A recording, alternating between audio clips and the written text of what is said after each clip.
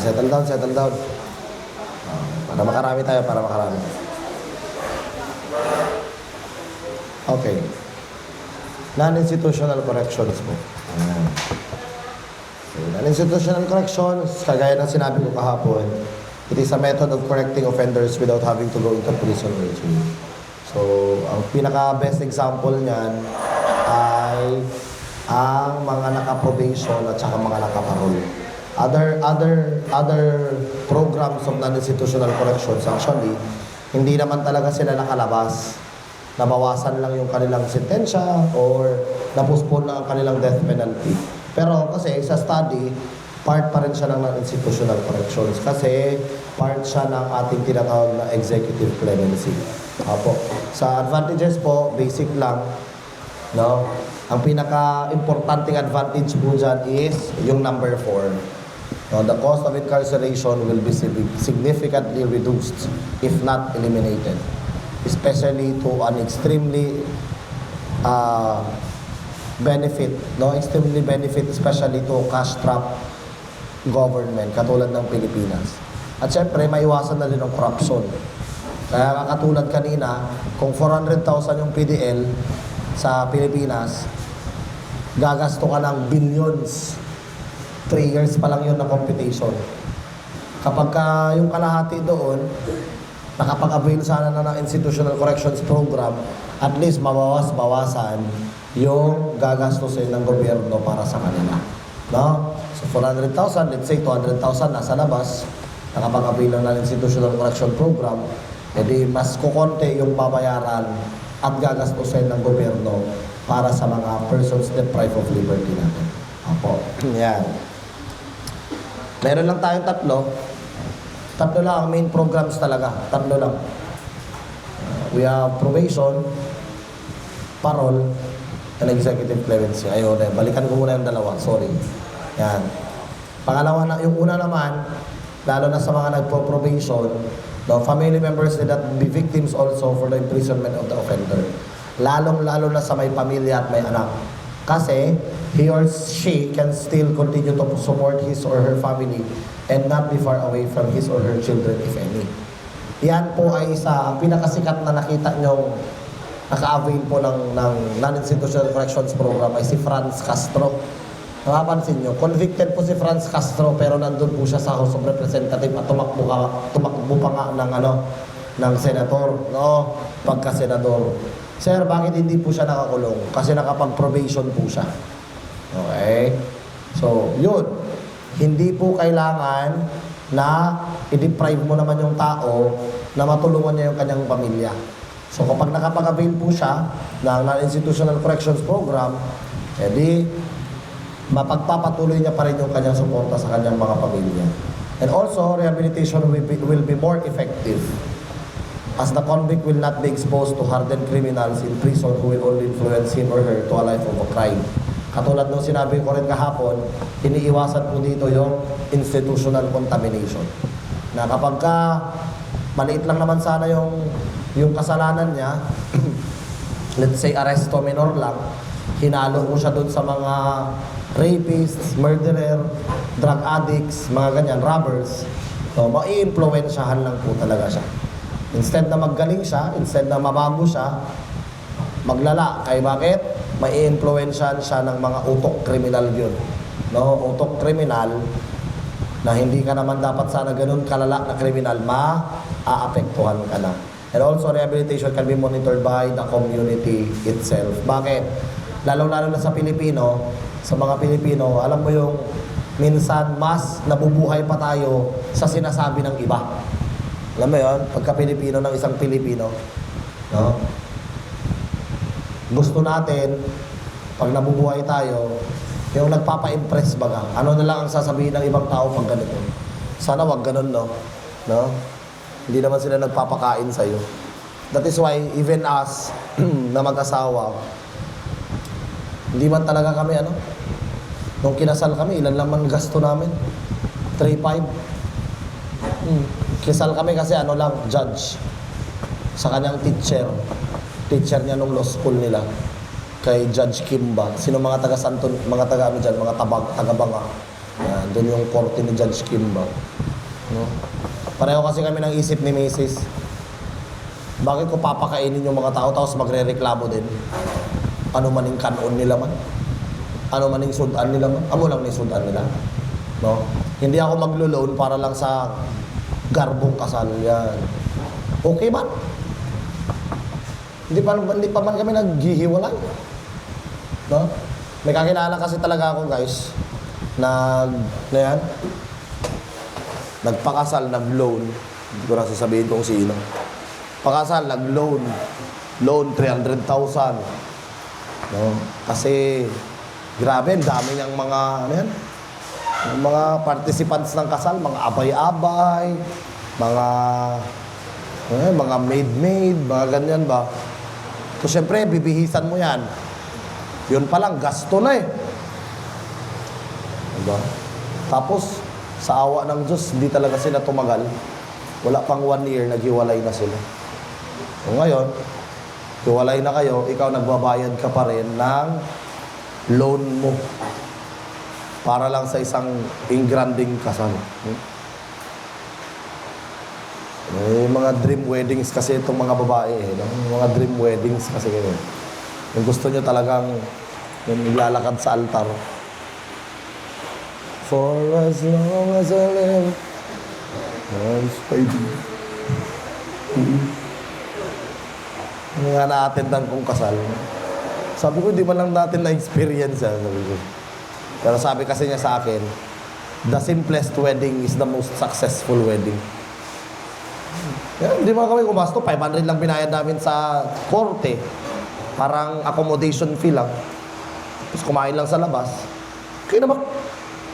Okay pa rin man. Pero sa Muslim kasi hindi pwede yan.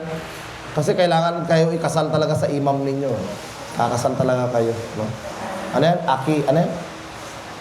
Akika? Akika ba? Tawag? Kika? Lika. Lika. Tapos bago kayo magkasal, mayroon pa yung meron pa kayong isang selebrasyon bago kayo ikasal talaga. Salangguni. Yan yung bridal shower nila. Okay. Tapos, after nun, pag duwaya ba, ikakasal pa rin ulit? Pag mag-asawa ka ulit, magkasal ulit? Dapat ikakasal ka ulit. So hanggang 4. Hindi, hanggang 4 lang talaga yan. Pag sumubra ng 4, buhaya ka, buhaya. Hindi na yan duwaya. Sobra na. No? Hanggang 4 lang talaga. No? Yung mga Muslim na mga kakilala ko, nagsasabi man din, hanggang 4 lang talaga. Kung pag namatay yung isa, pwede mo dagdagan. Basta 4 ang pinaka-maximum. Pero iba marami, di ba? Pero hindi na daw yun pwede. Hanggang 4 lang daw talaga dapat. Duwaya. At tatandaan nyo guys, hindi po applicable dyan ang parricide ha. Applicable lang po ang parricide sa first marriage. Pag pinatay mo yung second wife mo, third wife or fourth wife, hindi na po yan siya parricide. Murder na lang or homicide. The same way applies. Ang pwede lang ma-consider na parricide is yung una mong asawa, pinatay niya yung kanyang lalaking asawa. Yung pangalawa, pangatlo, pang-apat na asawa, pag pinatay nila yung asawa nila na lalaki, hindi na yan siya magiging part ng parricide. No? Fan lang. Murder or homicide na lang talaga siya. Yun nga yun, vice versa. Kapag yung unang wife, pinatay niya yung husband, parricide. Pero yung second, third, and wife, silang pumatay sa lalaki, hindi na siya magiging parricide. Only on the first marriage, the parricide will apply. Okay lang yon. Yung mga bata ng second, third, and fourth wife. Sa parricide kasi guys, wala tayong problema kung direct ascendant yan or direct ascendant yan.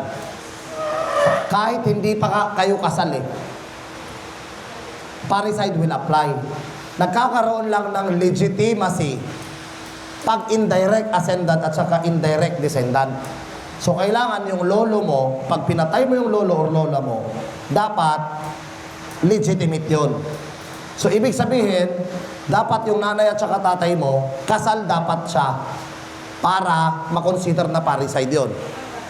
The same way applies. Baliktarin natin. Yung lolo, pinatay niya yung apo niya, kailangan legit din yung bata. So, dapat kasal yung nanay at saka tatay niya. Pero, pag direct, hindi. Hindi.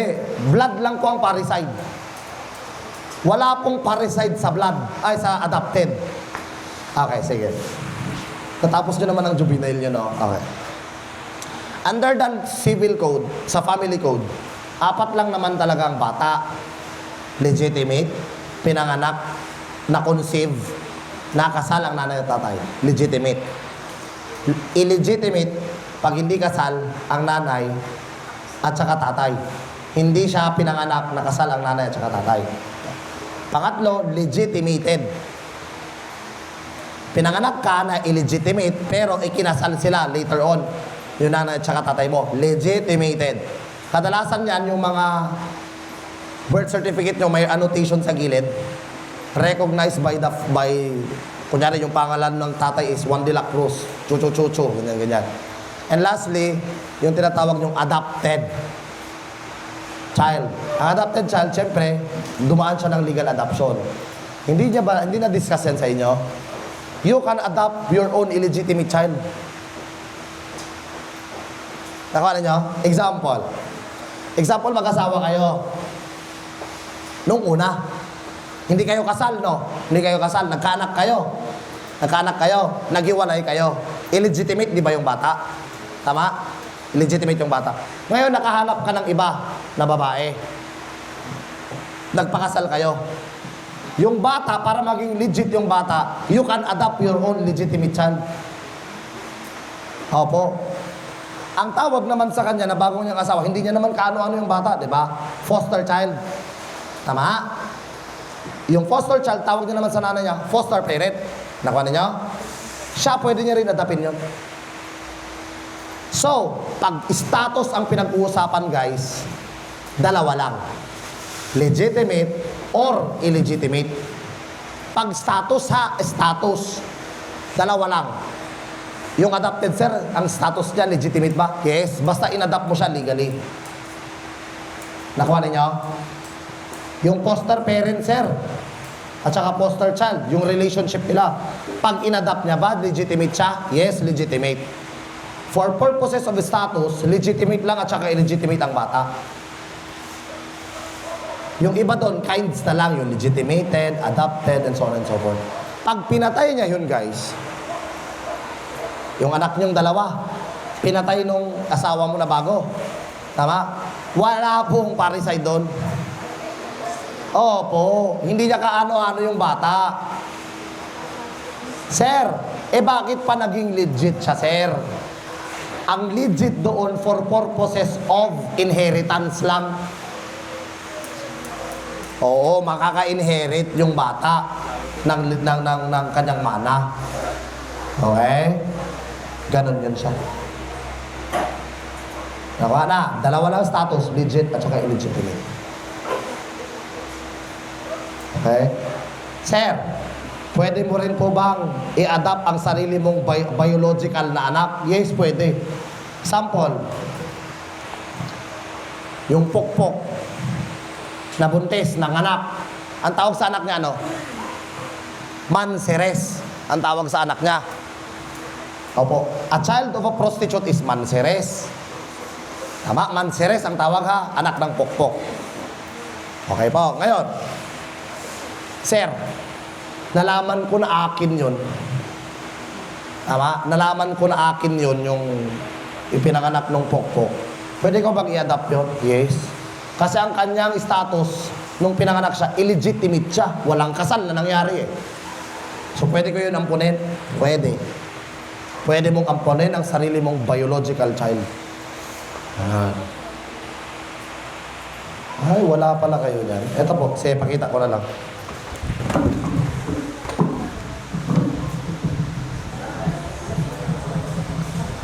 Ito yung klasiko sa NDMU eh.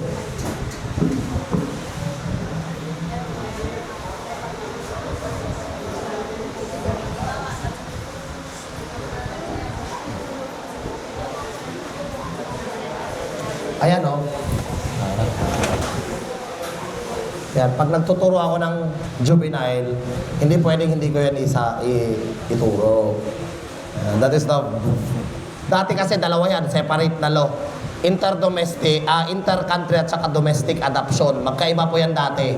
RA 855 yung isa, tapos basta yung isa, iba naman. Pinagsama na ngayon, isa na lang po ang law on adoption natin ngayon.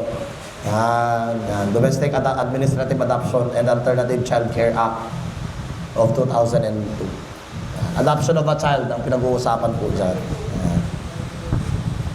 Akala nyo, pwedeng basta-basta na lang kayo mag-ampon. Hindi, may mga age requirement yan sila. Yan, katulad yan, 25 years of age ka and at least 16 years older than the adoptee. Any Filipino citizen, at least 25 years of age, who is the biological parent of the adoptee or spouse of the adoptee's parent. Kita mo? Yun, kanina yung sabi ko, anak nila, aampunin mo kasi mag-asawa na kayo. Pwede yun. Yung pangalawa. Pangatlo, legal guardian with respect to the ward. So, kunyari, ako yung nagbabantay sa kanya. Tama? Lola niya ako. Lola niya ako or lolo niya ako. Kaya akong nagbabantay sa bata, patay na yung kanyang nanay. Yung lalaki naman na tatay ng bata, ayaw namin sa pamilya. May mga ganyan, di ba? O, pwede kong ampunin yung apo ko. Nakuha. Yung tita mo na nagbabantay sa'yo, siya na yung naging guardian mo, pwede ka rin niyang ampunin. For purposes of status ng bata, magiging legitimate yung bata. Dito kasi guys, sa adoption, walang problema kahit kadugo mo rin hindi. Adopted yung bata. Pero yung sa parricide, i-connect natin sa parricide, kailangan kadugo mo lang. Isa lang ang pinapatay sa parricide na hindi mo kadugo. Asawa lang. Kahit nga kapatid mo, brother or sister mo, pinatay mo, hindi nga parricide yan eh. Kasi ang pinag-uusapan dyan is the straight line of relationship. Ganyan lang dapat. Eh yung kapatid mo, ganyan man yung relationship nyo. Ganito po yan,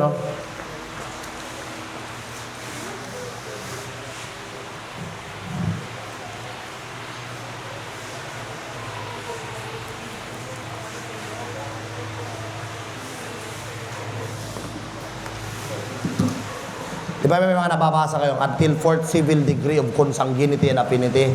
Bilangin natin. Kapag ikaw yan, yung anak mo, children, di ba?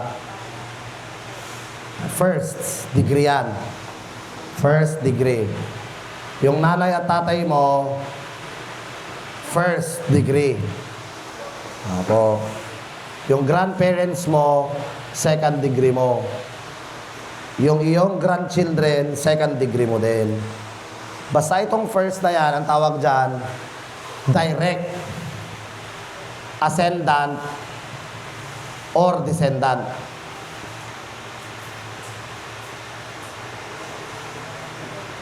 Ascendant, mag-ascend. No, aeroplano mag-ascend.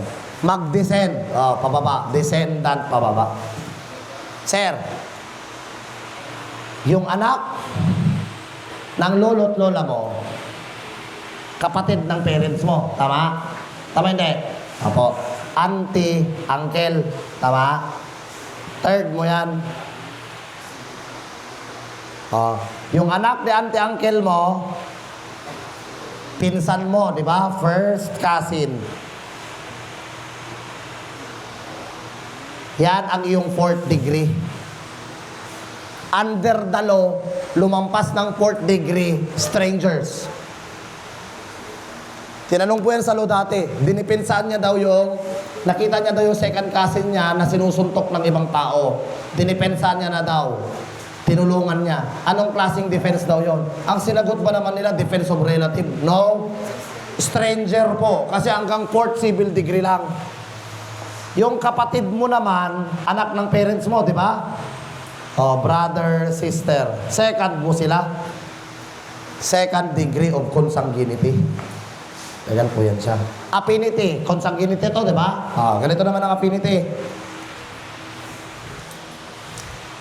Sa affinity naman, basic lang. Madali lang magbilang. Basta may linya-linya lang. Okay. You, tapos yung spouse mo. First. Kasi, nag-unite kayo, di ba? Union. Marriage. Tama? You, spouse. Ba? So, ibig sabihin, sir, pag pinatay ko yung aking, ano yan? Live-in, parasite. No. Hindi. Kailangan may benefit ng marriage. Pagdating sa parasite. Hindi mo pwedeng patayin yung live-in mo, makukonsider parasite. No. Homicide lang or murder. First. Parents niya. Nakasawa mo. Ano na? Ugangan. Tama? Second. Yung anak niya, anak ng parents niya, kapatid niya ng asawa mo. So, bayaw or hipag. Tama? Third mo yun. Yung anak ng misis mo sa iba, bago kayo kinasal, may anak siya sa iba. Second mo yun. Second degree of affinity. Ito, consanguinity. Ito, affinity. By law. By law, affinity. By blood, consanguinity. Tawa? Basic. Ganon yan siya. At last, nabanggit na lang din naman natin ang parricide. Parricide, guys, hindi mag-a-apply ang act of one, act of all. Tingnan mo mabuti Example lang to example lang. Example, kaming dalawa, nagplano kaming rapin ka. Example lang example lang, girl. Tama, example lang. Pre, ako muna, sabi ko sa kanya. So, tinangay ka namin. Look out ka muna dyan, pre. Ako muna. So, kinantot kita. Ayaw mo, syempre, rape against your will di ba? Ngayon, nung natapos na ako mag-rape, may mga pulis. So, wala na siya nakakantot. Tama? Tama? Rape pa din ang kaso niya. Ako buwan, ako bulyan. Nakuha ninyo? Sir, pareho ba sila ng penalty? Ayun lang. Si abogado na po, si judge na po nakakalam yan. Ang tawag po dyan, Doctrine of Limited Liability. Alangan naman ako, reclusion perpetua din siya. Ay, hindi. Hindi ka magpayag. Di ba? Kung saan lang yung liability mo, yun lang yung paparusahan ng law. Pero makakasuhan kayo ng parehong kaso? Yes. Pareho kami ng rape. Act of one, act of all yan. Tawa ninyo? Opo. Sa parricide tol, hindi pwede. Example, anak kita. Kumpare ko to. Dahil feeling ko hindi kita anak, kaya hindi kita kamukha, example lang ba? Gusto ko itang ipapatay. So, hinire ko siya. May price. Diba? May inducement. Participation sana dapat ako. Inducement ako, participation siya. Ngayon, pinatay niya. Siya, murder, kasi may price. Hindi pwedeng parricide yun. Ako, parricide by inducement. Principal ako by inducement, principal by direct participation. Pero magkaiba kami ng kaso. Kasi hindi niya naman kaano-ano to. Nakuha ninyo? That's the only crime in the revised penal code na hindi pwede ang act of one, act of all. Murder siya, parricide ako. Kasi tayo yung magkadugo. Sila, hindi. Murder, parricide. Nakuha? Okay. Marami yan, guys. So, kapag ka naman foreigner, yung mag-a-adapt. Yan. Kayo na magbasa niyan. Hindi ko naman subject yan Binigay pamot ka. Nandyan, pinakita ko yan sa inyo. Isisend ko na lang din yan kasama. Isisend ko na lang din kasama sa inyo. Bukas na Bukas ng gabi.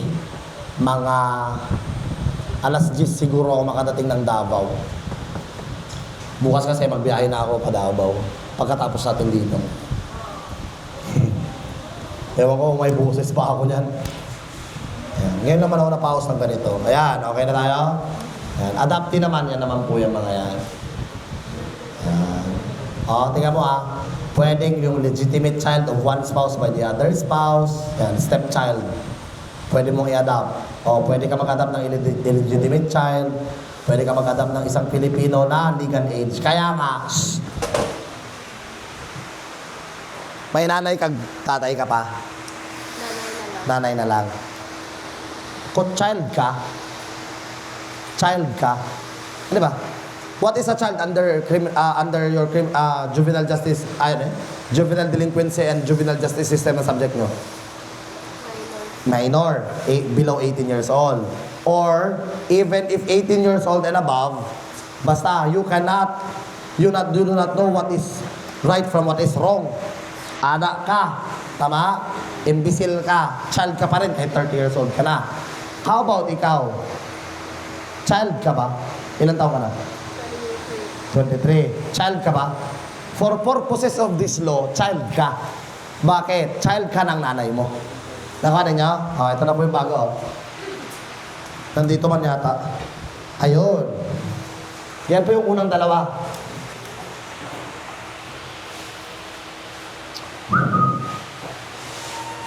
Ito lang talaga ang definition ng child pagdating sa pag-commit ng crime.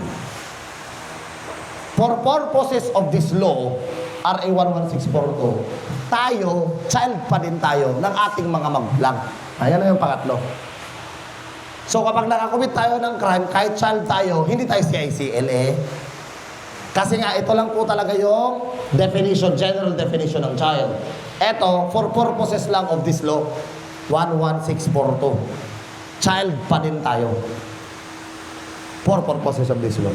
Again, I will emphasize, for purposes of this law, child tayo ng ating mga magulang.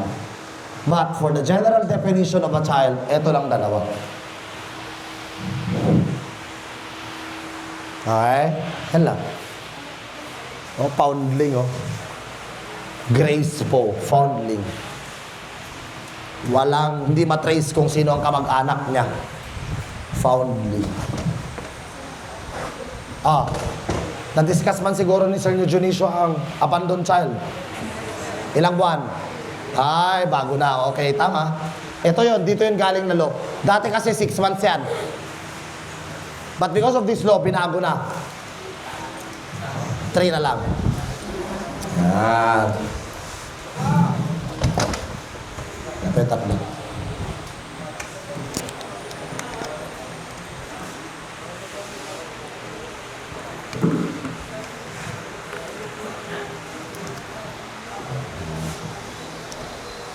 Okay.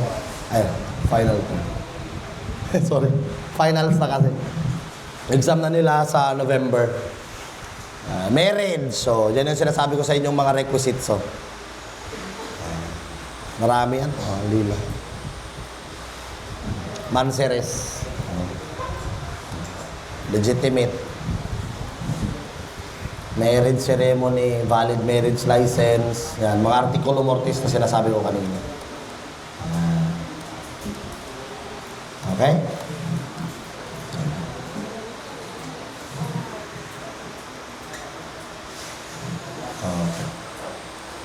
Tumagal na tayo. Oo, grabe. Ayan po. Probation, parole, at saka executive clemency. These are the main programs of non-instate. Tatlo lang talaga. Tatlo lang, please. Pero under the executive clemencies, meron po siyang 4. Muntik nang maging Marcos, pardon, amnesty, reprieve, and commutation of sentence. Ang isa sa mga pinakamahirap dyan lang naman is probation and parole. Ang sabi nyo, si Ma'am Lilime ang nagturo sa inyo nito, di ba? Hindi si Sir Bangonon. Pero actually, ito po yung 40 ni Sir Bangonon. Ganon-ganon lang yun,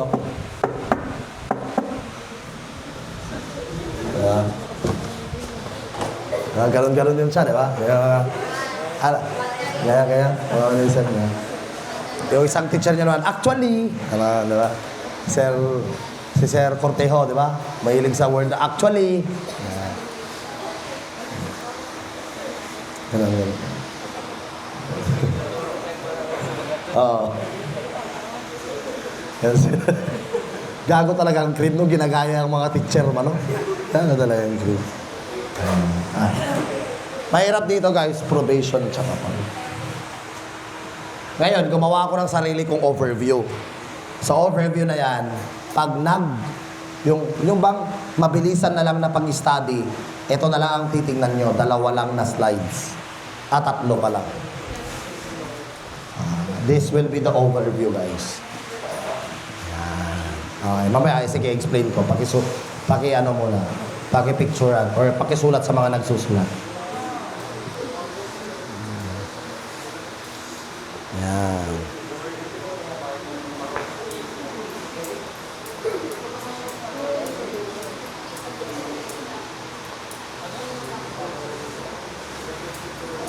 Mama.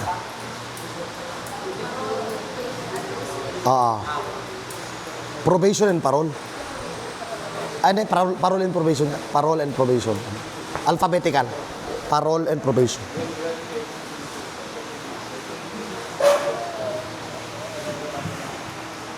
Tapos ito yung sunod. Ipakita ko muna bago ko i-explain. Okay.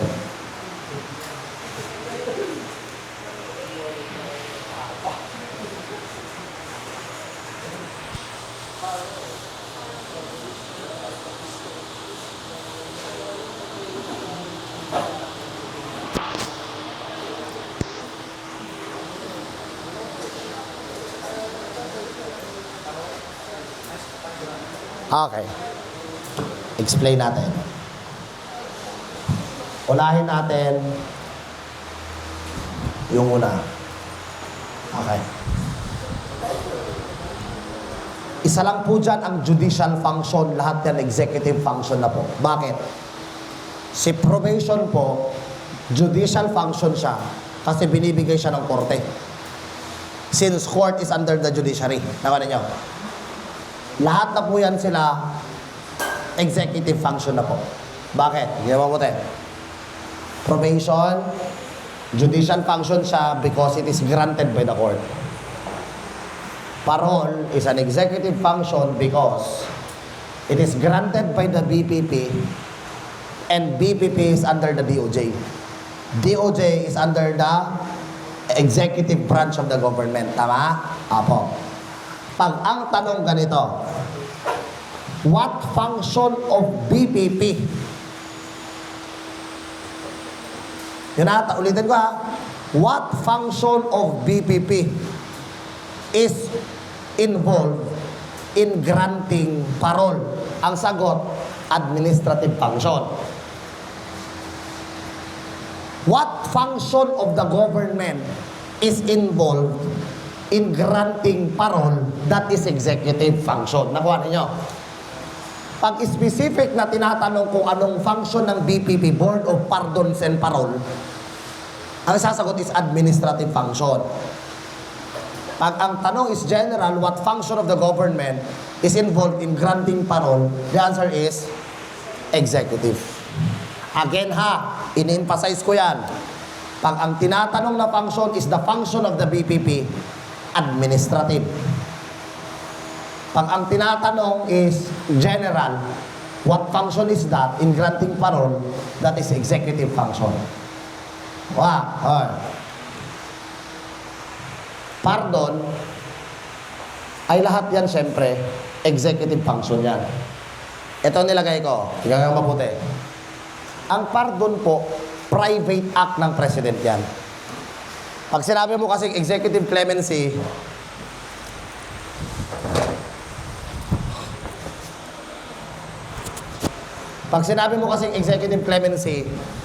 binibigay ng president yan. Okay. Sir, bakit po private act ang pardon? Wala pong sino mang pwedeng mag-question sa kanya pag nagbigay siya ng pardon. Kahit pa sabihin na natin karumal-dumal ang krimen na ginawa ng isang tao, basta binigyan po yan siya ng pardon ng presidente, wala tayong magagawa. Walang sino man ang pwede mag-question pag nagbigay siya ng pardon. The same way applies to reprieve and commutation of sentence. Those are private acts of the government, of the president. But amnesty is a public act. Why? Kailangan niyang magpaalam kay Congress. So, pag binigyan niya po ng amnesty ang isang grupo ng tao, at kadalasan sa mga grupo ng tao na yan, political offenders yung mga yan, yung mga nagkukodita, rebellion, ganyan. Ang tatandaan nyo, maglisensya na si Presidente kay Congress. Hambalan niya si Congress. Congress, senators, kag congressman. Maghatag-hatagan ko parol ning isa ka grupo sang tao, maglisensya ko sa inyo. Ngayon, mabibigay ang amnesty ko may concurrence ng Congress. Pag sinabi mong concurrence of Congress, that is 50% plus 1, majority. So, kung 50% plus 1 ang nakuhang boto to grant amnesty, granted ang amnesty. Pag 50% and below yan, hindi may bibigay ang amnesty. That is why it is a public act. It needs consent from the Congress. Ang tawag doon, concurrence of Congress.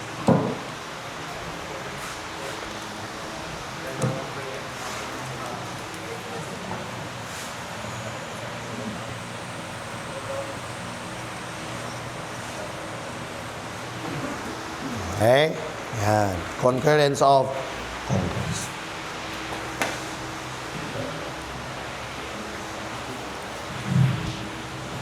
Who grants, nasabi na natin kanina, probation is granted by the court. Parole is granted by the Board of Pardons and Parole. And executive clemency as part of the constitutional mandate of the President under the Executive Department, makakapagbigay siya ng executive clemency. How about when granted? Tandaan nyo po ito. Actually yan guys, kaya nga overview siya, nasagot na natin lahat actually ng importanteng katanungan pagdating sa main programs ng correction, ng non-institutional corrections. When granted. Ang probation binibigay lang pagkatapos ng conviction. Ang parole binibigay after serving the minimum indeterminate sentence. Ang pardon, ibinibigay yan siya sa dalawang paraan. Pwedeng after conviction, ibigay agad sa'yo ni Presidente. Or, upon application. Kanino ka nag-a-apply? Nag-a-apply ka kay Board of Pardons and Parole. Naka natin. Okay. Pagka naman amnesty, no, it is given anytime. Yan ang pinakagrabe. Iniimbestigahan pa lang, gina-trial ka pa lang, na-convict ka na, or nakakulong ka na, pwedeng ibigay anytime po ang amnesty. Ang reprieve, binibigay lang po yan pag yung death penalty ay na-confirm na ng Supreme Court. Okay sir, ganito pala yun sir. Pag may death penalty, suspended ngayon, so walang reprieve. Pag may death penalty, available po ang reprieve.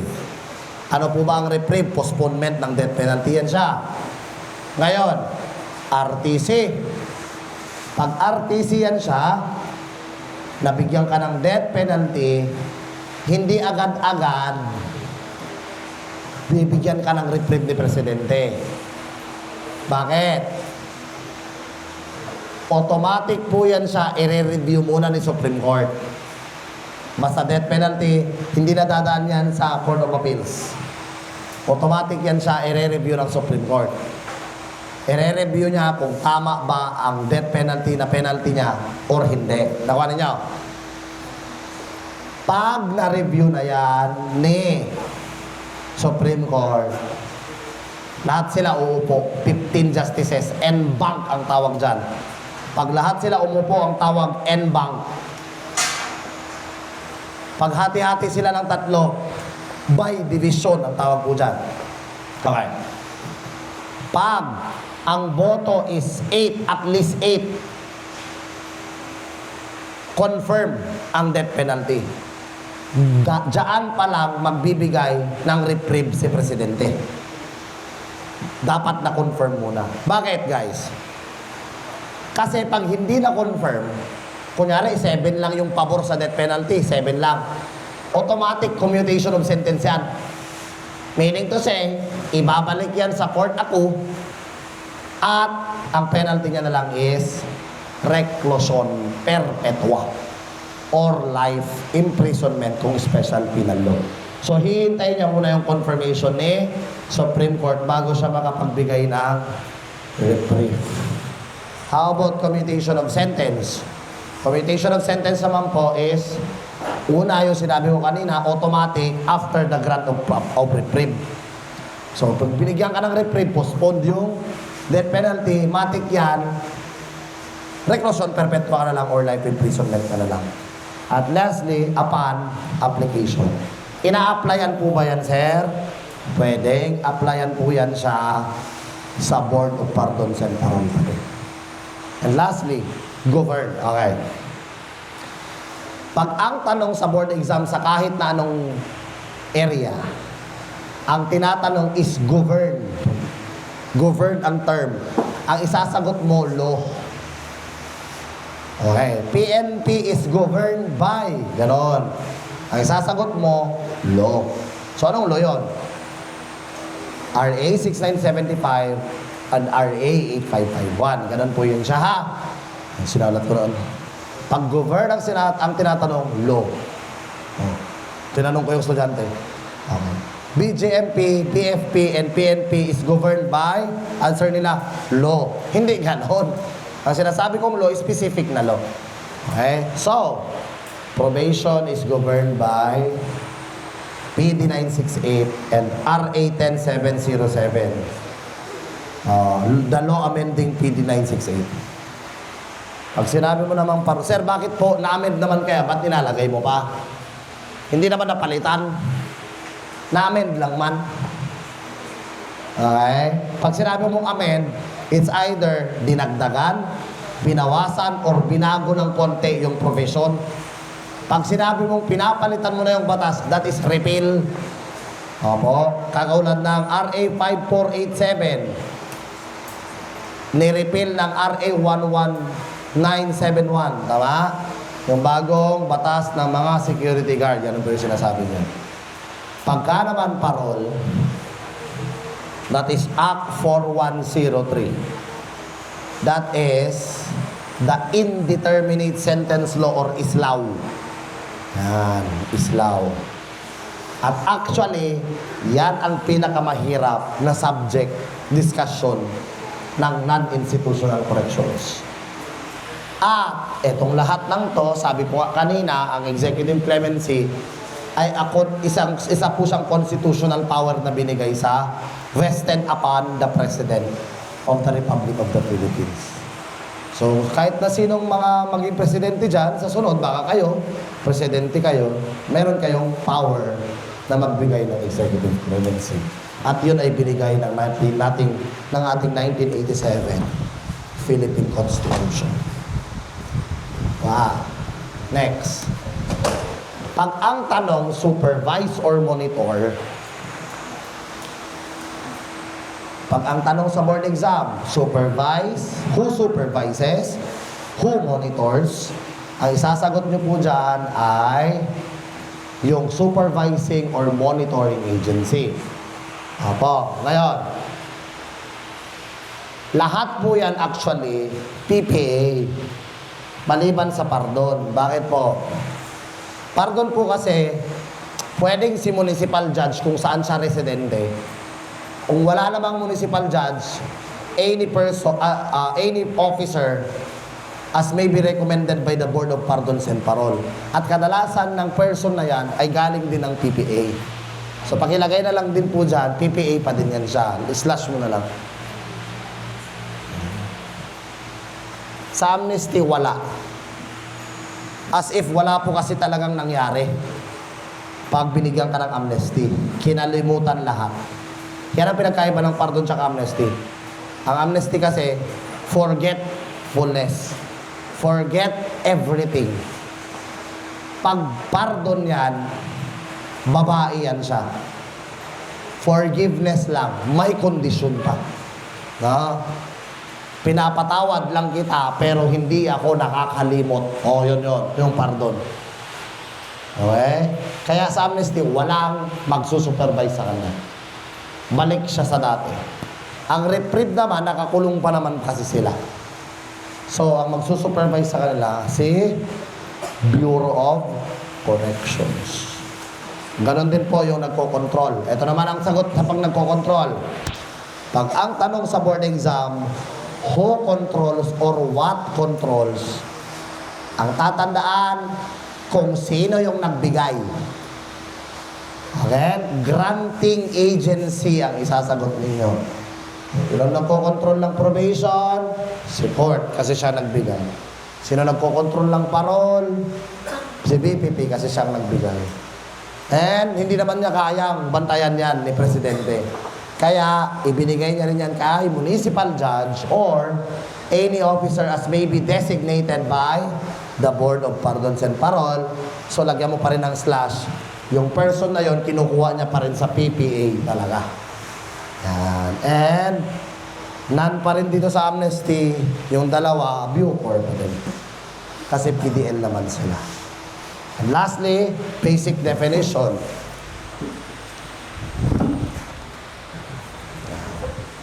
Pag sinabi mong probation, that is alternative to imprisonment. Anong ibig sabihin? Pamalit. Hindi ka dapat makukulong. Di ba sabi niyo, ay nay, wala akong pambili ng ano nay, ng gamot. So, nung ginagawa ng tao, Pilipino, alternative, di ba? Alternative medicine. Ano? Herbal. Kasi wala ka namang pambili ng gamot sa Mercury, so ginamit mo, nagtawa-tawa ka na lang. Di ba? Kaya nadinggi ka, nagtawa-tawa ka na lang. Ganun po yun. Pag sinabi mong probation, hindi ka makakatikim ng kulong. Because it is an alternative to imprisonment. Ibig sabihin, imbes na makulong ka, iserve mo doon yung sentensya mo sa kulungan, iserve mo sa labas yung iyong sentensya. Alternative to imprisonment. Ang parol naman, ang basic definition niya, conditional release. So, bigyan ka ng kondisyon. What is that condition? Tapuson mo anay ang minimum. Sa gawas mo na tiwason ang maximum. Nakuha. So, ibig sabihin, kulong anay. After kulong, ng minimum sentence mo, gawas ka na. That is parol. Pag sinabi mo namang pardon, that is forgiveness, pinapatawad ka. Pag sinabi mong amnesty, that is oblivion, forgetting completely or forgetfulness. Pag sinabi mong reprieve, that is postponement of a death penalty. At pag sinabi mong commutation of sentence, that is reduction of sentence. Ibig sabihin, pinapababa yung sentensya. Okay, by nature. Yan, kinumpleto ko yan. By nature, these are given as a form of what? By nature, probation is given as a form of treatment. By nature, parole is given as a form of contract. Bakit contract? Kasi nga, mayroon kayong kondisyon. Tapuson mo anay ang minimum bago ka makagawas. Pardon is a form of gift. Regalo. Amnesty is given as a form of oblivion. And reprieve and commutation of sentence are given as a form of mercy.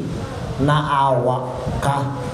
sa kanya, kaya binigyan mo siya ng reprieve or binigyan mo po siya ng commutation of sentence. Okay? Kuha. Yan. Next. Hoy, gumalaw ka. Uy.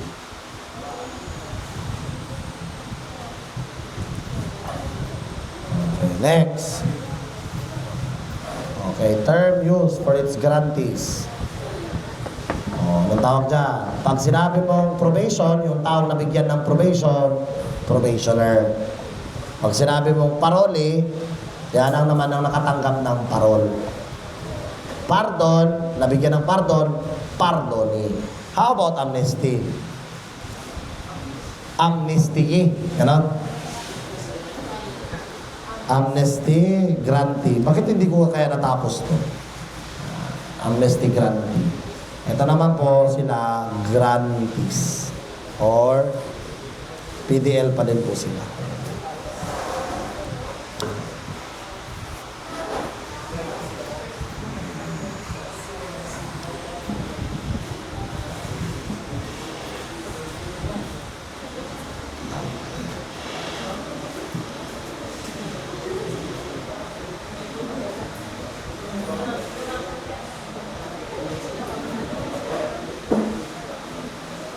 Ha?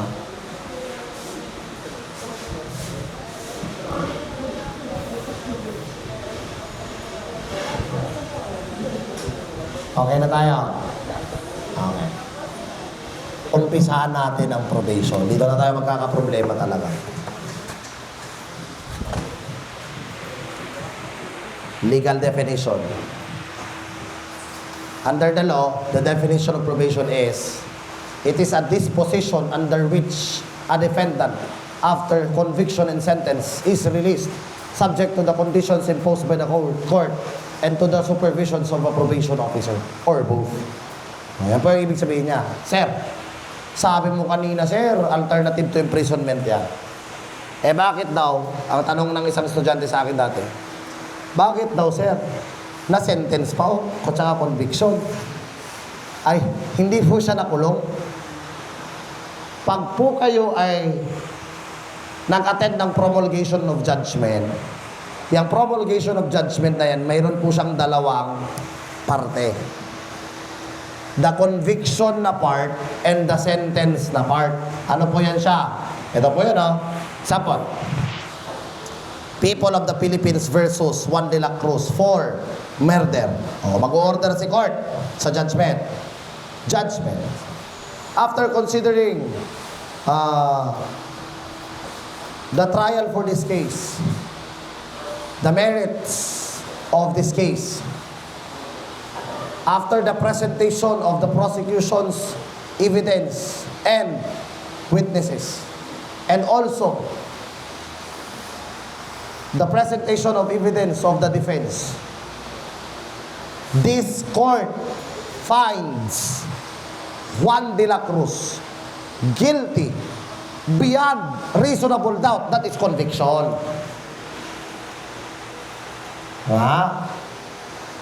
And is hereby sentenced to serve a penalty of reclusion perpetua ranging from 20 years and 1 day to 40 years. Yun naman tinatawag na sentence. Conviction and sentence. Nakuha natin. So, diyan ka na agad mari-release pag ikaw ay naka-probation. Nakuha natin. Okay, ganito po yan siya.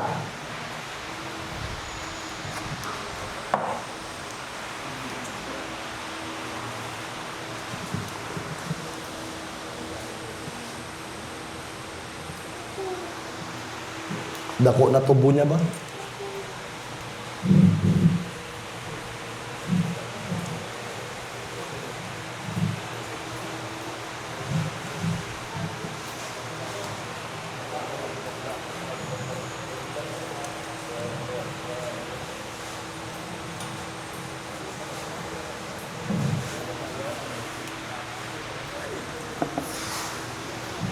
Eh.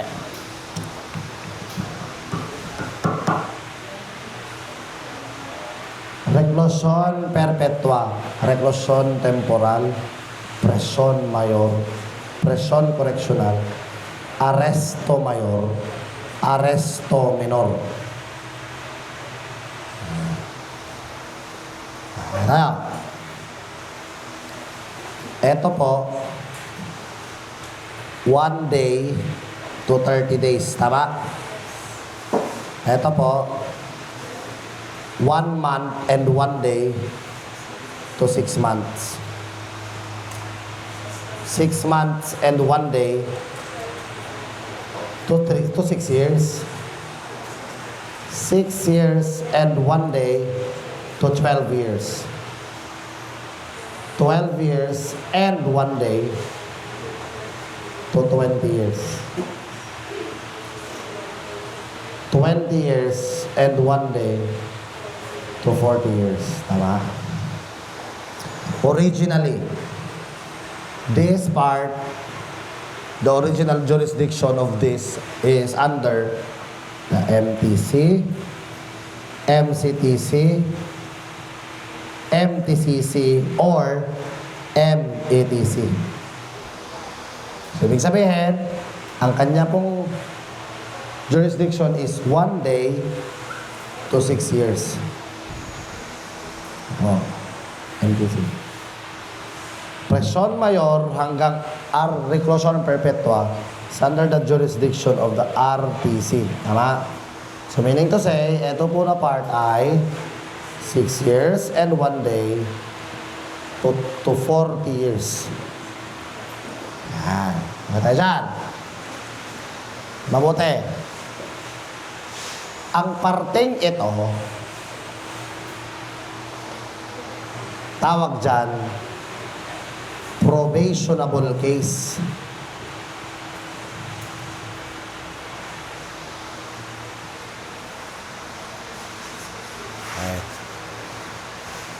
Ang tawag po dyan, sa part na yan, probationable case. Ang tawag naman dito ay non-probationable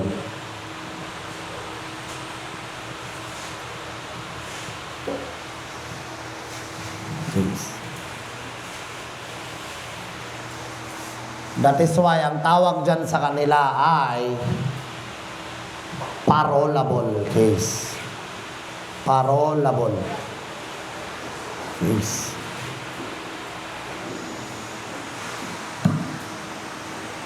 Okay. Say natin na. Sige.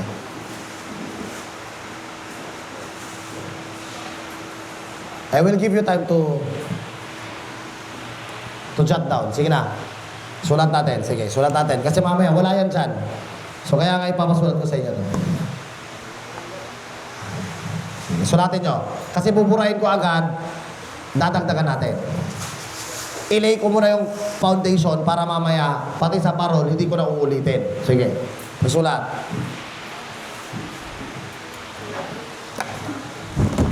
Sulat.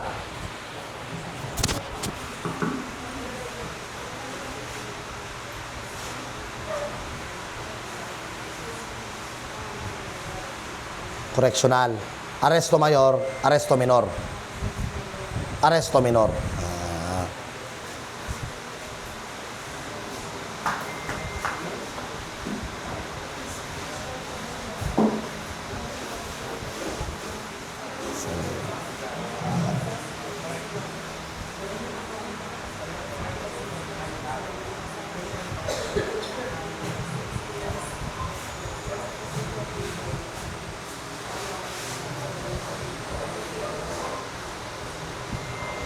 Sige.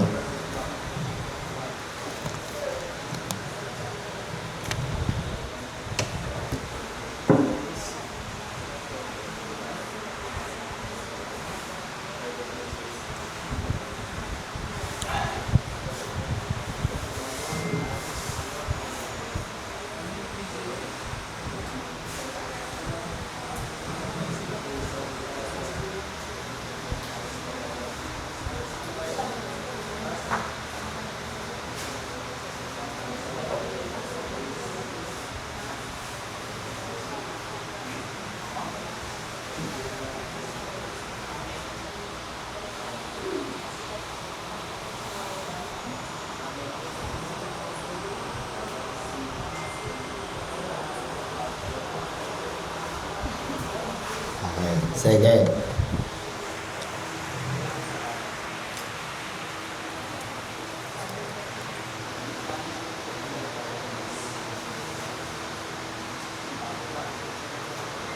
Sige, take your time.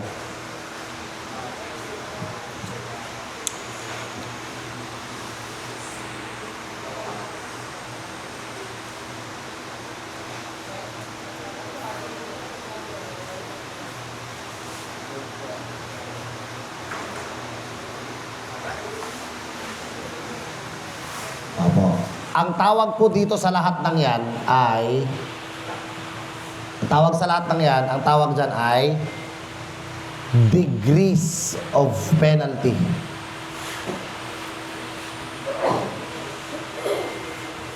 Yan. Again, ang tawag sa, kung hindi na magkasya dito na side, edi doon mo na ilagay ganon. Ang tawag dyan, wala na kasing space doon, dito ko na lang. Ang tawag sa lahat ng yan, from reclusion perpetua to arresto minor, tawag dyan, degrees of penalty. Okay. Tandaan nyo na, tandaan. Mamaya kasi i-apply na natin yan. Okay. Sunod. Lahat ng ito, yan. Sige, magsulat na lang ako ulit.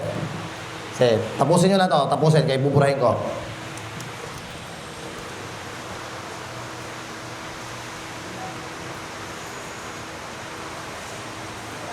Okay, okay na? Okay na?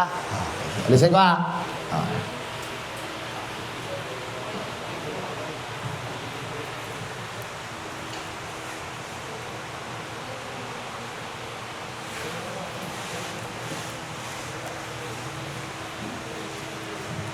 Okay.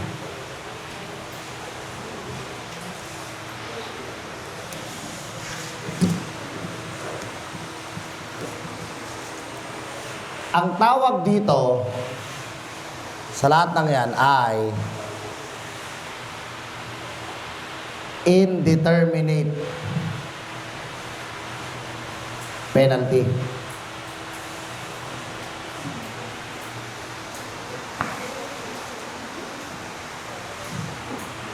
Ang reclusion perpetua, ang tawag sa kanya, definite.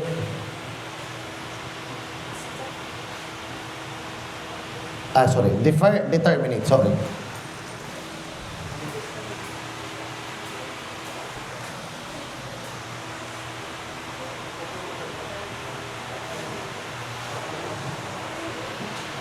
Penalty.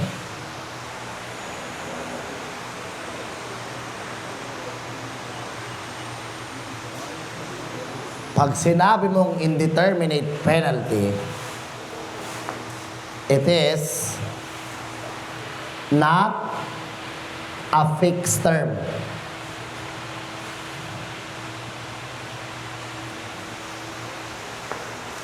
Ibig sabihin, it has minimum, medium, and maximum periods. Hindi po siya fixed term.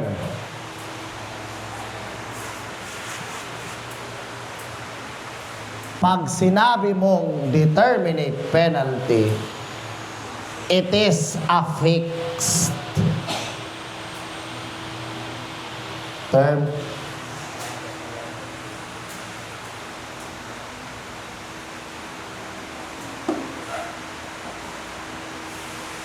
Meaning, it has no minimum, medium, or maximum period.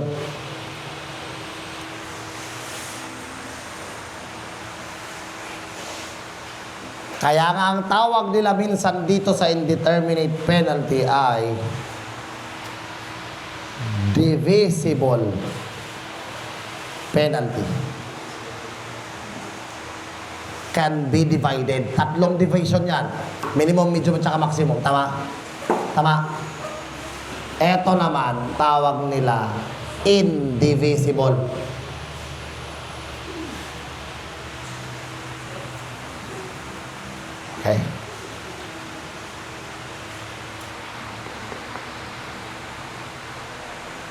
Okay tayo. Ito ay sa RPC. Pag special law, iba. May tinatawag naman tayong dalawang klase ng penalty under special law. Yung isa, definite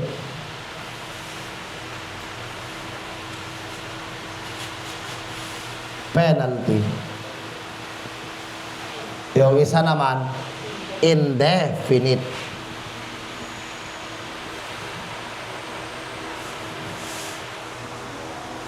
Meaning to say, definite, it can be defined. Meaning to say, it has term of years is defined.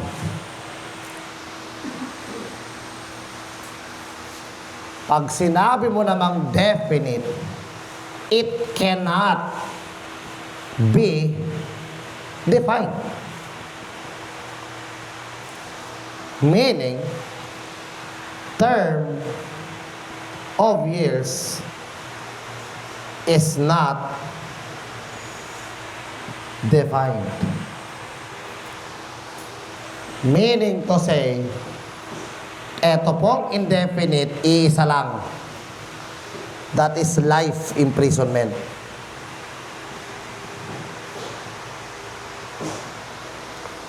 Alam mo ba kung kailan ka mamamatay? Makukulong ka habang buhay.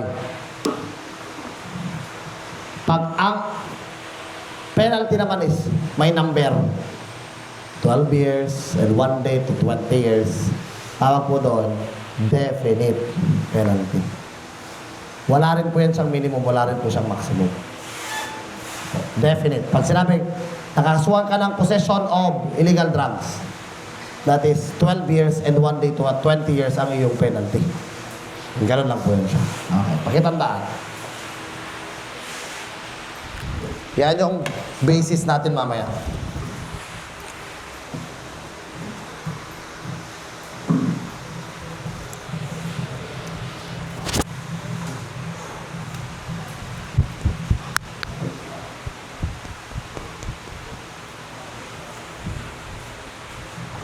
Ay, may last pa pala. Dito na part, di ba mayroon silang mga periods? Tama? Yung minimum, medium, at saka maximum, ang tawag po dyan ay range of penalty.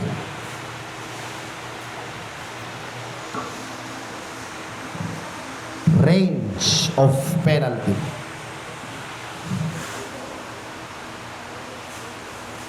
Okay, sige.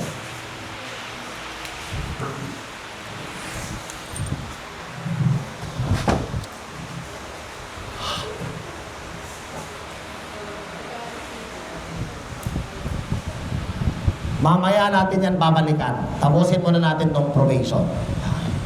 Mamaya natin babalikan yan.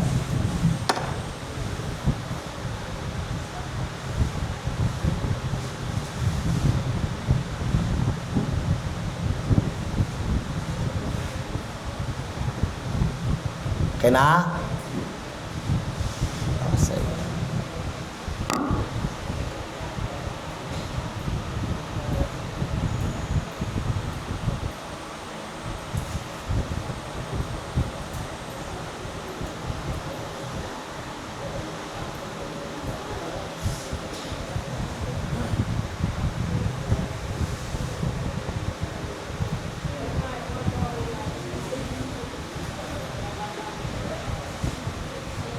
Okay na tayo.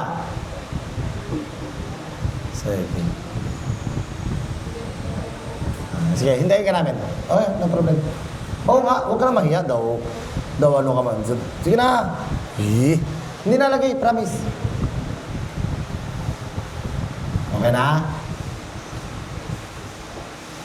Yung dalawang kambal dyan, okay na kayo? Paano kung nagkagusto kayo sa isang babae? Anong gagawin nyo? Kunyari, wala pa naman, hindi pa naman nangyari. Wala pa naman. Pero may mga girlfriend kayo. Sino may girlfriend sa inyong dalawa? Utangin na, baka kayo ang magsyota, ha? Hindi naman. Ano eh? Hindi naman nangyari para nagkagusto kayo sa isang babae lang. Wala pa. Okay. Origin. Hindi naman yan masyadong importante. I-discuss lang natin ng konti. Yan. Ang origin niya po sa England noong 1841. Ang gamit po ng probation dati ay suspended sentence. Opo. At ito po ay pinangunahan ni Matthew Davenport Hill. Ang tawag niya po dyan dati ay binding over for good behavior. Ang equivalent niya po sa kasalukuyan ay recognizance. Alam niyo yung recognizance? Di ba apat yan na part ng bail? Cash bond, property bond, surety bond, and release on recognizance. Ayan na po yun. However, it was developed in America by John Augustus. Ang gamit at tawag niya naman ay good aberrance. Ang kasumbas naman sa kasalukuyan ay bail. No? Sir, kaya po pala siya ang father of probation. Si Matthew Davenport Hill, siya ay father of English probation lang. Bakit po? Kasi nga, hindi naman talaga ginamit ng grabe ang probation sa England. Ginamit ito at dinevelop ito ni John Augustus sa Amerika. Kaya siya po ang father of probation. At siya rin po yung first true probation officer. At volunteer po siya that time. Yan. 18 years po siyang nag-volunteer as probation officer. At ang ginagawa niya lang po dati ay mag-attend ng police hearings. At doon niya piyapiyansahan yung mga akusado na nag-attend ng police hearings. Anong ginawa niya? Ang ginawa niya po, actually, experimental. Ang ginawa niya guys, lahat ng mga pinyansahan niya, pinatrabaho niya sa kanyang kumpanya na gumagawa ng sapatos.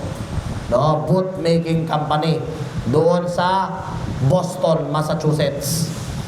Yan. Okay? At sa kanyang 18 na taon na nag-attend ng mga police hearings, siya po ay nakapagpiyansa ng 1,946 na tao, na akusado from all walks of life. Iba-iba yan. Babae, lalaki, bata, matanda, guwapo, maganda, pangit, mga ganyan, lahat. At out of that 1,946, only 10 forfeited their bond. Ibig sabihin, 10 lang ang hindi sinunod yung bail or piyansa ni John Augustus, which is napakaliit na porsyento sa 1,946. At yan ang naging dahilan na tama nga, effective ang probation na ginagawa nitong si John Augustus. At ang unang mga naging probationer ay mga palahubog. Noon, common drunkards. Ngayon, syempre namamatay yung tao. Nung namatay po siya after 18 years, pakilagay na lang po 18 years po yung pagiging volunteer po ni John Augustus na probation officer. Noong namatay po siya, nagkaroon na po ng first probation statute in Boston, Massachusetts. In Massachusetts, in the state of Massachusetts. That first probation statute was, wait lang.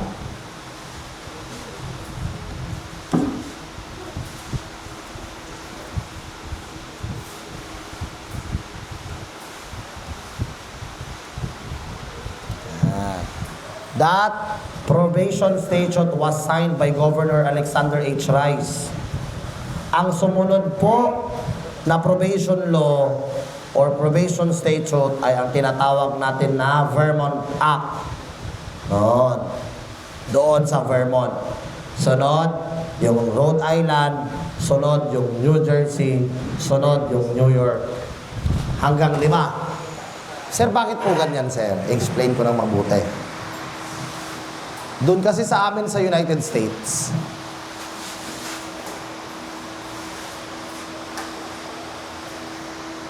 pag ang batas applicable lang sa isang state, ang tawag dyan is statute.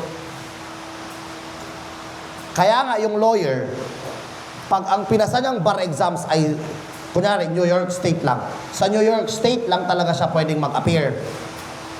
Kasi, yung statute na yon para lang sa New York. So, example, naging state tayo ng Amerika, example lang, no? Kung yung batas natin dito ay applicable lang sa Pilipinas, ang tawag sa mga batas natin dapat statute. Nakuha niyo? Pag ang batas sinusunod ng buong United States of America, ang tawag dyan federal law. So, ibig sabihin, lahat ng lawyer, saan ka man, basta nandiyan ka sa US, matik, pwede kang mag-appear. Basta ang na-violate, federal law. Hindi po lahat ng state sa Amerika, guys, gumagamit ng marijuana. Okay po? Ibig sabihin, may state lang na pwedeng gumamit. Kasi yun yung statute nila. May state din, mayroon lang iilang state doon na pwede ang pornography. Hindi lahat ng states pwede ang pornography sa kanila. So, ibig sabihin yun, statute po yun. Sir, ang pagpatay doon ng tao, sir, murder. Is it a statute? No. Federal law yan siya. Bakit? Buong United States of America, sinusunod yan. Ang tawag doon, federal law. Kaya nga po, 5 pang state bago naging federal law ang probation. Kaya nga 1925 pa po yan siya. Pag statute, noon pa pong pagkamatay ni John Agustus, mayroon ng statute.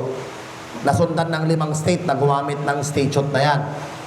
Apo. Pero, noong 1925, Federal Probation Act of 1925, that's the beginning that probation is used or utilized by all of the states of America. All of the 50 states of the United States of America. Ika-51 po sana tayo, ang Pilipinas. Ayaw ni Marcos kasi no. Kasi alam niyang mayaman ang Pilipinas eh. Kaya lang, wala na eh. Pagsunod ng mga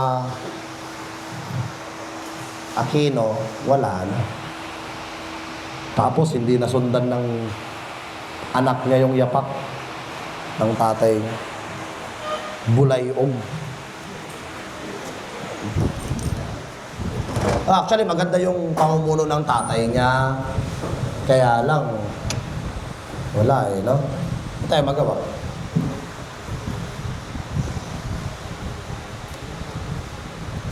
Dyan naman pala, 18 years. At simula nung time na namatay na siya at naging federal act or federal law na po yung probation sa Amerika, that's the time na nag-hire na po sila ng babayaran na probation officer. At yan po ay ang sa katauhan ni Captain Edward N. Savage. No? Edward Newgate Savage. Parang si lang sir parang si Whitebeard lang Edward Newgate. No. Yan po yan siya. Okay, sa Philippines, yan.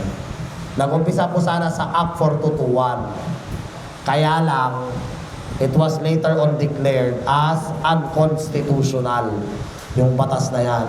Kaya hindi po siya na-consider na pinakaunang probation law ng Pilipinas, the Act 4221. Supposed to be. Bakit daw po ito siya ay naging unconstitutional? In the case of People versus Vera, Ang batas daw na yan ay makukonsider na class legislation. Anong ibig sabihin po nun? Pag gumawa po dapat kasi ng batas, dapat batas yan para sa lahat. Hindi yung batas lang ng para lang sa iilan. Dapat walang kinikilala ang batas eh. Opo. Eto, mayroon lang daw grupo ng tao ang pinapaboran nitong Act 421. Kaya nga class legislation lang siya. Opo. So, na-declare po ito na unconstitutional in the case of People versus Vera. Ngayon, gumawa po ng proposal si Chodolo Natividad at saka si Bagat Singh, Ramon Bagat Singh. Yan.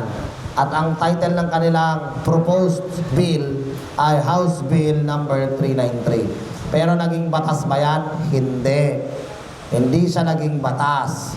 Pero, eto po yung House Bill na naging daan at naging basis para magkaroon ng pinakaunang batas ng probation sa Pilipinas.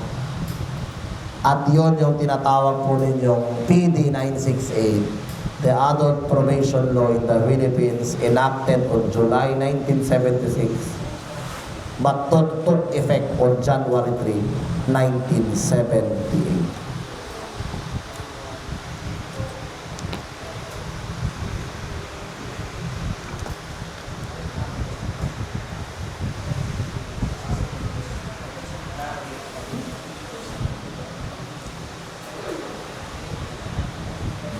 Opo.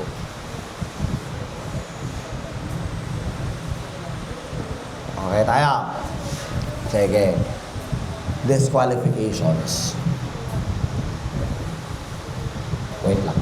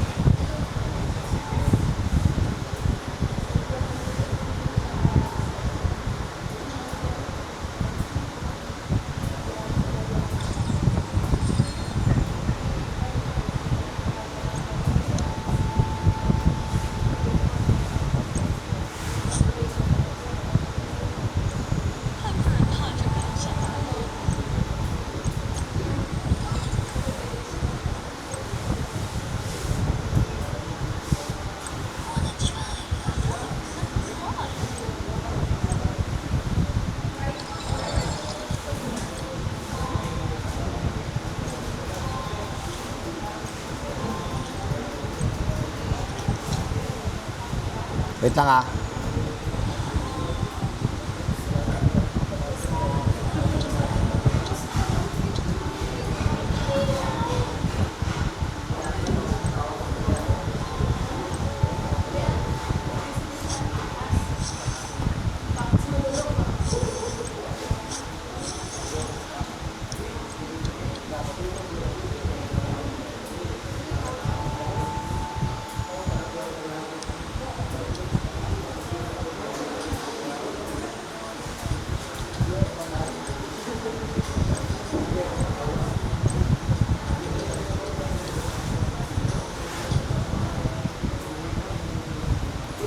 Okay.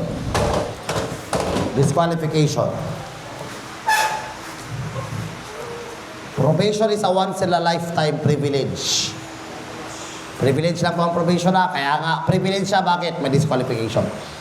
Kasi kung hindi po siya privilege, right po siya, hindi pwede. Lahat dapat mag-probation. Hindi nga eh.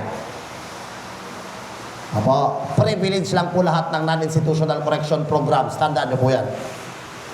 Apo, basta ang isang bagay na may disqualification, privilege. Even your driver's license is only a privilege. Kasi pwede po yan siyang i-revoke on your against your possession, no? 'Di ba? Pwede yan kunin. Alam ka naman kung right po yung pagkakaroon ng lisensya, di sana pati yung bulag may lisensya na din. Hindi nga pwede.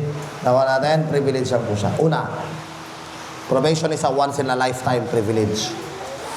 Pag nakapag-probation ka na, hindi ka na pwedeng mag-probation ulit. You are disqualified once you are once on your probation. Pangalawa, if you are, yung kanina, kita nyo yan, yung probationable at saka non-probationable. If your penalty exceeds 6 years, hindi ka pwedeng mag-probation. Ang tawag doon, non-probationable. So, dapat hanggang 6 na taon lang. Okay. Next. Convicted of any crime against national security. Ano po yan siya?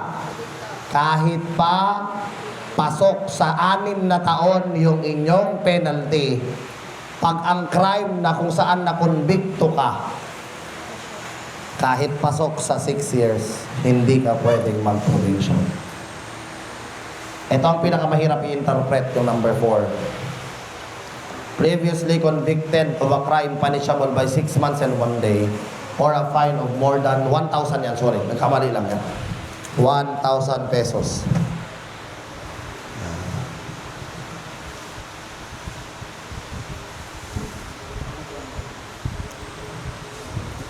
₱1,000.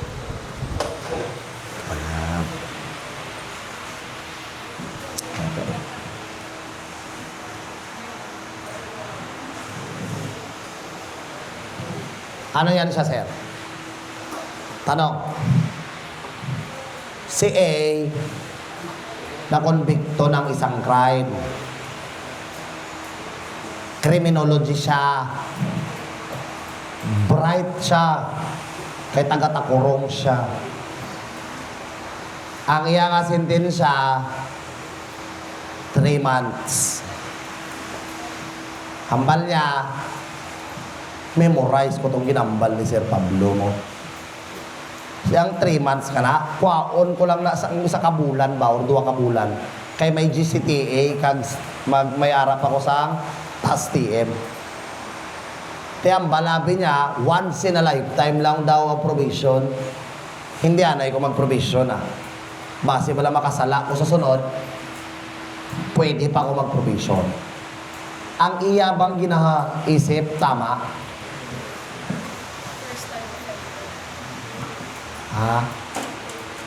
3 months ang kanyang penalty.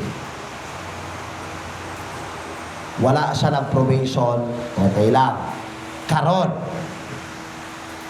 nakakommit na po siya sang crime. This time, 4 years na ang penalty. Daw taas-taas din 4 years out. Malya. Mag-probation, bla ko. Pwede siya mag-probation. The answer is, yes, pwede siya mag-probation. Kasi hindi pa siya nakapag-probation. Dagdagan natin yung senaryo. What if yung una niyang nakumit na crime ay may penalty na 8 months? Wala siya nag-probation. Subong, 4 years ang ikaduha niya nga crime. Nag-apply na siya karon sa probation. Pwede ba siya mag-apply? Hindi. That is because of this provision. So, biskan isa kalibo ka pa nag-commit sang crime, basta wala kalampas sang 6 months ang penalty mo. Kag ika 1,001 nga crime mo, dito ka pa lang nag-probation, pwede. Basta, hindi naglampas sa 6 months ang imo nga sentensya. Kaya kung once nga ang sentensya mo sa una mo nga crime, naglampas na sang 6 months, that is prison correctional already. 6 months and 1 day, patakas. Pag hindi ka nag-probation, hindi ka na makakapag-probation. Na-waive mo na yung probation mo pag ang una mong nagawang crime ay may penalty na sumobra ng 6 months or fine na more than 1,000 pesos. At yung last, those who are already serving their sentence, at the time the substantive provision of RA 10707 and PD 968 took effect. Sir, di ba sabi mo, sir? Lex prospicit, non respisit. Tama? The law looks forward, not backward. Except when the new law is favorable or more lenient to the accused. Ano example po nun? Example, noong nakonbikto ka ng rape, 40 years, reclusion perpetua. May bagong nga layi subong. Ang ambal niya, tanan nga rape. Ang aton nga penalty sa rape, 20 years na lang. Ikaw nga nakonbikto sang 40 years dati, pwede ba mag-apply ang bagong nga layi sa imo? Yes, kay nga man, that is favorable sa imo. Pag ang bagong nga balaod or layi, hindi magpabor sa imo, kag gin-apply na siya nga layi sa imo, biskan hindi pabor, tawag dyan ex post facto law. Tama? Ngayon, sir, napriso ko, sir, 1974. Wala pa probation, sir, wala pa. Kay 1976 pa, nahimo ang probation, 1978 pa nagtok effect. Karon, sir, ara ng balaod, ara ng layi. Di ba pabor na sa akon, sir? Kaya man, pwede ko makagawas mo. Hindi ko kagawas dati kaya wala probation. Nga disqualified siya. Hindi pwedeng bumalik yung batas sa kanya. Bakit? The answer is, it's because probation by its definition is an alternative to imprisonment. Hindi ka dapat nakatilaw sang priso kung naka-probation ka. Nakuha ninyo? Ulitin ko po. Kapag yung batas na probation applicable man sana sa'yo kasi favorable yun para sa'yo, hindi na pwede kasi nga nakapag-serve ka na or nagsaserve ka na ng iyong sentensya. That is number 5. Hindi ka na pwedeng mag-probation kung nag-serve ka na sa imo nga sentensya. Wala siya. Unahin ko na na part. Ay, ito na. Unahin ko lang yan, unahin ko lang. Other disqualifications. Itong mga other disqualifications naman po, syempre yung batas mismo ang nagsabi na walang probation pag na-violate mo yung batas. Dati po, VODC yan, may W. Pero yung W na yan, wala na ngayon. Kasi nga, mayroon na siyang probation na ngayon. So, VODC. Yan, violation of the Video Game Regulatory Board, violation of the Omnibus Election Code, violation of the Comprehensive Dangerous Drugs Act of 2002, and those entitled to the benefit of the Child and Youth Welfare Code of PD or PD 603, hindi po sila pwede mag-probation talaga. Kahit napasok pa po sa 6 years ang kanilang sentensya. Kasi mismong yung batas ang nagsabi, itong mga batas na yan, yung 4 na yan, nagsasabi mismo sila na hindi po pwede ang probation pag na-violate mo itong mga batas na to. So kasali po dati si wage rationalization, pero ngayon, yung batas na gumawa, nag-amend kay wage rationalization, sinasabi niya na doon na pwede na siyang mag-probation. So dati-dati, VODC yan. Ano ngayon ang tatandaan? Yung bago na, VODC na lang, VODC. 4 na lang yan siya. Okay? 4 na lang. Okay? Yan yung other disqualifications. Criteria. Kaima.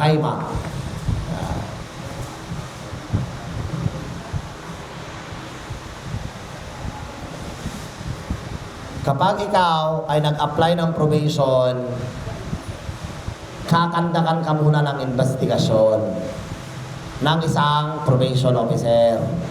At ang tawag sa investigasyon niya, post-sentence investigation. Tama? Opo. Ngayon, kaya nga post-sentence, pagkatapos niyang nasentensyahan. Tama? Okay.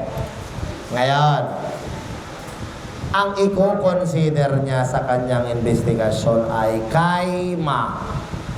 Nandyan yung karakter. Magtatanong-tanong yan siya. Ano ba na ni si Juan de la Cruz? Buot na Kung ang iya nga results, ang iya nga investigasyon kay, wala, bulayog na part. Bulayog na. Sakit sa ulo na, diri sa purok namon. Hubog permanente, hasta alauna sang kagahon. Tapos gahon-gahon, iya motor. Nan. So, ibig sabihin, bagsak ka sa kanyang investigasyon sa iyong character. Antecedents. Antecedents. Ano naman ang antecedents? Ano bala siya kung hindi pa siya nakasuhan? Pamangkuton niya gyapon na sa ibang nga tao. Actually, sir, dati na nga addict diri. Subong lang ginabi siya nadagpan Natagam. Gaba para sa iya. Bagsak ka na naman sa antecedent. Paano yung ikakapasa mo niyan? Sabi niya, actually, sir, buot mo na sila. Buot mo ng pamilya nila. Ambot nga, nakasala mo na siya. Pwede i-consider ngayon yung probation para sa'yo. Antecedents. Character yung pagkatao mo mismo. Ikaw mismo. Yun ang pinagkaiba ng reputation sa character. Character, ikaw mismo. Reputation, yung pagkakakilala ng tao sa'yo. Okay. Environment. Ikaw, kung naka-probation ka, naka-parol ka, o naka-pardon ka, diin ka mag-star. Mag-star ka dito sa imong residensya. So, ibig sabihin, for example, ang residence mo is takurong ka gid mag-star. Samtang naka-probation ka, parol or pardon ka. Karon, kung ang inyong residence, ang inyong balay, puro kriminalidad ang ara dira sa palibot niya. Damo gabaligya sang drugs, damo sang drug addict. Hindi ka papasa sa probation. Kaya nga man, magsamot, no? Maglala. Imbis nga mag-okay ka, magtarong ka, wala kay dito ka man galigyapon sa lugar nga talamak ang criminality. So, ibig sabihin, dito ka na lang sa presuhan. Hindi ka na lang mag-probation. Ika-apa, mental and physical condition. Mental. Tandaan, tanan nga buang disqualified. Kaya man, ibutang dapat sa mental hospital. Physical. Utod tiil niya. Alangan ni priso mo pa, kaluoy man. No, sa gawas na lang. Tama? Dako-dako lawas niya, pero wala siya trabaho. Ipreso mo. Kay, para tudluan mo sang livelihood skills. Kag, para mapuslan siya paggawas niya sa prisuhan. Para niya? Bulag siya. Hindi siya kaistorya. Ipreso mo pa. I-consider mo yun siya sa iyahang pag-apply sa probation. Kag, lastly, available institution. Anong ibig sabihin ng available institution? Dapat accessible imo nga area. Mabisita ka dapat ng probation officer mo. Tikaron taga mamasapano ka. Example lang, ng probation ka. Tidin ka mag-start. Dito gid sa mamasapano Diba? Do you think bisitahon ka sang probation officer mo? Ay, hindi na lang. Tama? Dito ka sa bukid-bukid, kid. Ang makaagilang kabayo. So, imbis nga ihatag sa imong probation, ikulong ka na lang, guys. Kaya nga man, gasto. Budlay ka magnaog, kay mag-report ka man sina. Diba? Amo na siyang ginatawag na available institution. So, kung layo na kaayo, hindi ka na malaktan hindi ka na mabisita sa imong probation officer, considering the place na risky, amo na siya.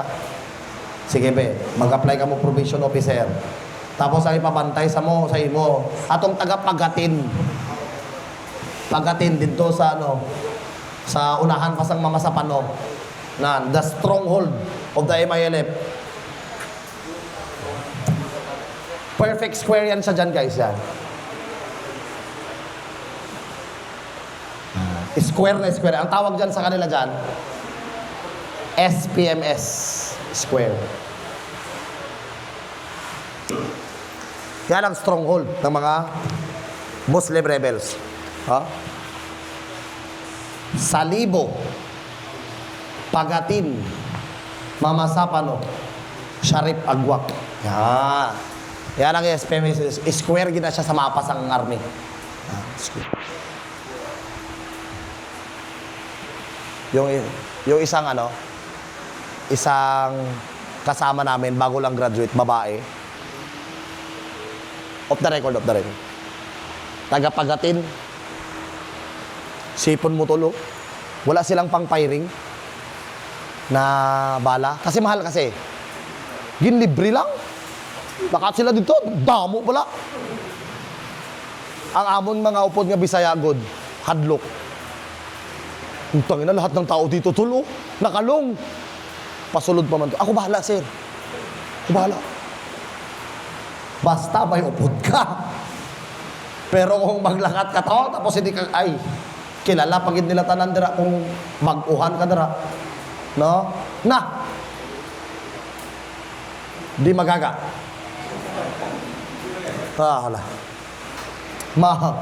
Mamatay ka talaga dun. Grabe tol, dami.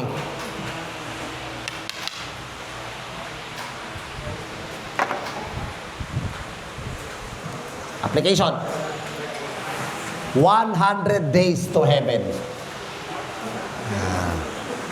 Ang tatandaan mo, pag makalimutan mo yung isang number dyan sa board exam, ang tandaan mo, 100 days lahat yan.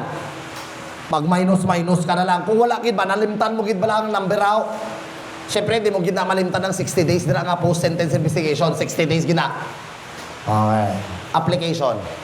Ang application, 15 days. Saan mo yan siya applyan? That is during the period of appeal. That is 15 days after the promulgation of judgment. Ang tawag dyan, grace period or reglementary period or the period for the perfection of the appeal. Sir, paano na, Sir Hay? Period na para sa appeal mo? Dira mo gali man i-applyan ang probation? Yes. Kaya nga, one at a time. If you apply for probation, you waive appeal. If you apply for appeal, you waive probation. Nawa ninyo? Again, isa lang. Kaya nga aman. Itong tatandaan. Shhh. Pag nag-appeal ka, abe, wala kagapati sa desisyon ni judge, tama? Pataka ka lang, judge. Wala kuti sala mo. Diba? Wala kuti sala. Yan yung sagot kapag nag-greet ka sa isang Muslim. Assalamualaikum. Wala kuti sala. Oh. Joke lang ha. Wala kuti sala. Kung hindi mo daw ma-pronounce yung sinasabi nilang walaikum salam, diba? Kung hindi mo daw kaya, wala kuti sala, sabi mo na lang. Kung na hostage ka doon ng mga rebelde, sabi mo, wala kuti sala, sabi mo. So, again, ulitin ko. Pag nag-appeal ka, hambal mo kay Judge Bulayog ka, wala kuti sala, nga akong biktuhon mo ko, mag-appeal ako, ipasaka ko rin sa babaw. And that is what we call